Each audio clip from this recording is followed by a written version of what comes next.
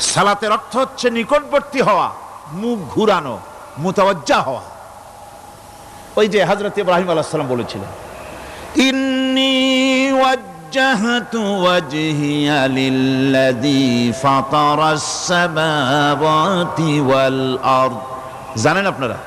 পড়েন, ইন্নী ওয়াজ্জাহতু ওয়াজহিয়া লিল্লাযী ফাতারাস সামাওয়াতি ওয়াল আরদা হানিফা ওয়া মা আনা মিনাল মুশরিকিন।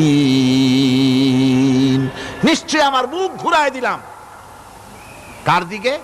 যিনি আকাশ এবং জমিনের স্রষ্টা, সব কিছুর মালিক যিনি, তার দিকে আমি মুতাওয়াজ্জা হলাম।